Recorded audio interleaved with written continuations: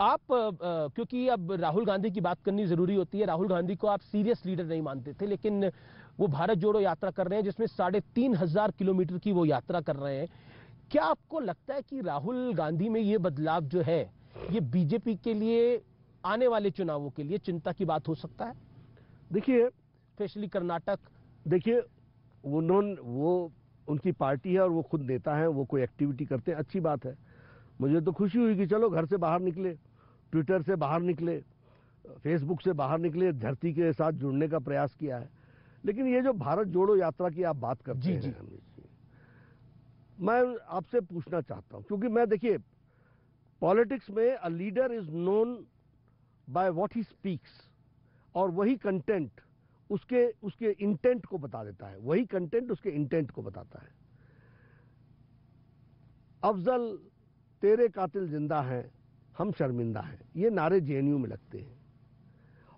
और अफजल गुरु कौन है? अफजल गुरु वो है जो मास्टरमाइंड है पार्लियामेंट के अटैक का। उसको फांसी की सजा किसने दी? सुप्रीम कोर्ट के जज ने। तो सुप्रीम कोर्ट का जज कातिल है। उसको अपहेल्ड किसने रखा? भारत के राष्ट्रपति प्रणब मुखर्जी ने। तो प्रणब मुखर्जी जी भारत के राष्ट्रपति कातिल हैं। राहुल गांधी दूसरे दिन जेएनयू जाते हैं और इनके साथ खड़े हो जाते हैं और इनके साथ चलते हैं, और वहां नारे क्या लगते हैं? भारत होंगे तेरे टुकड़े टुकड़े, इंशाअल्लाह इंशाअल्लाह। ऐसे लोग भारत जोड़ने चले हैं, इसका जवाब दे सकता है कोई? वो कहते हैं कि नफरत बीजेपी फैला रही है। ये क्या नफरत है? ये शब्द, मेरी जो यात्रा है ये बीजेपी की नफरत। ये बात छोड़ दीजिए, पहले मेरे को ये बताइए उस दिन का इंटेंट क्या था और तुम्हारा कंटेंट क्या था? या तो तुम देश से माफी मांगो कि हमसे गलती हुई, दैट वाज माय ब्लंडर। और वही कन्हैया कुमार राहुल गांधी के साथ है इस समय। हाँ, तो इसी कांग्रेस नेता हो गए। हाँ, कांग्रेस नेता ऐसे ही लोग होंगे, ये सब तोड़ों में ही लगे हुए हैं। अच्छा, दूसरी बात, लेकिन वो बात और उनका, ये प्रायश्चित यात्रा पे भी निकले। प्रायश्चित यात्रा कैसे? आर्टिकल 370 किसने खड़ा किया था? जवाहरलाल नेहरू जी ने खड़ा किया था। उसको एब्रोगेट किसने किया? प्रधानमंत्री नरेंद्र मोदी जी ने किया। तो देश को कमजोर किसने किया था उस समय? जवाहरलाल नेहरू ने किया था। तो आप उनके प्रायश्चित पर निकले हुए हैं। यही सोनिया गांधी जी बाटला हाउस पर उस सलमान खुर्शीद ने कहा था कि नहीं कि उनको नींद नहीं आई, वो रात भर रोती रही। किसके लिए रोती रही? टेररिस्टों के लिए? जवाब देंगे कोई बोलेंगे? और वो उनको बाटला हाउस के इनकाउंटर में जो लोग पकड़े गए उनको कोर्ट ने सजा दी कि नहीं दी?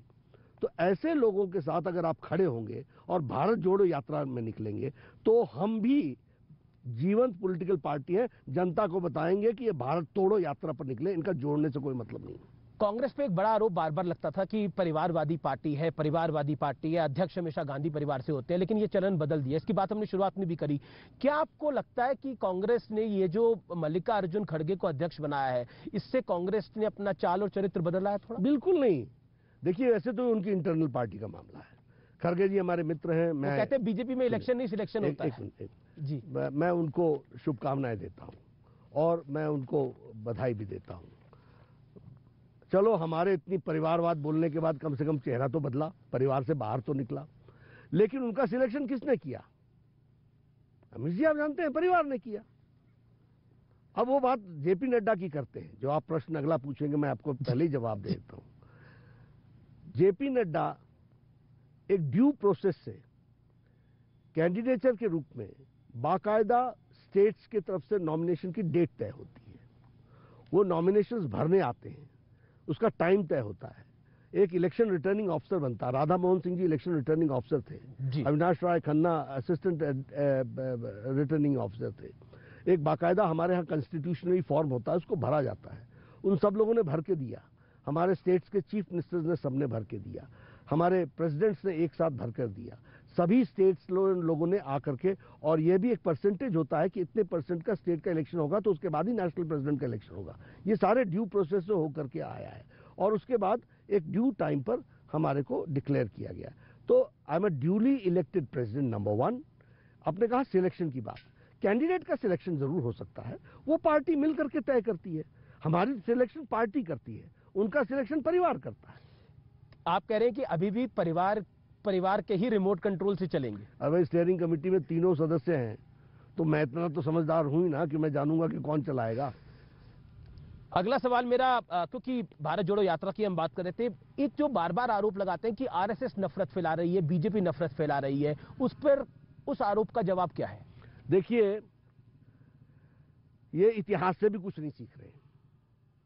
जवाहरलाल नेहरू कहते कहते चले गए, आरएसएस मजबूत होकर के आई, देश की मजबूती के हर विषयों पर वो खड़ी रही और खरी उतरी। जी। इंदिरा गांधी अपने सारे राजनीतिक जीवन काल में वो बोलते रहे, वो बोलती रहीं, आरएसएस पर बोलती रहीं, वह कमजोर हो गई, देश को उन्होंने कमजोर करने की कोशिश की, लेकिन हमारे भारतीय जनता पार्टी, उस समय की भारतीय जनसंघ, आरएसएस, सब लोगों ने देश को मजबूती दी। मैं आपको उदाहरण देता हूं, 1,30,000 के आसपास लोग MISA, maintenance of internal security act, और DIR, defence of Indian rule में इमरजेंसी में जेल गए, 2-2 साल के लिए गए, और उस जेल जाने में सबसे ज्यादा 70,000 के आसपास हमारे आरएसएस के लोग थे जिन्होंने सत्याग्रह दिया, हमारे भारतीय जनसंघ के लोग थे, सत्याग्रह किया। माँ बाप दोनों जेल चले गए 2-2 साल के लिए। मैं दूर क्यों जाऊं, मेरे सास ससुर दोनों ही जेल में 22-22 महीने रह करके आए। तो देश के लिए खड़ा कौन हुआ? देश के प्रश्नों पर उत्तर किसने दिया? वो हमेशा राष्ट्रभक्तों ने। उनका ये पूरे विपक्ष का मानना है।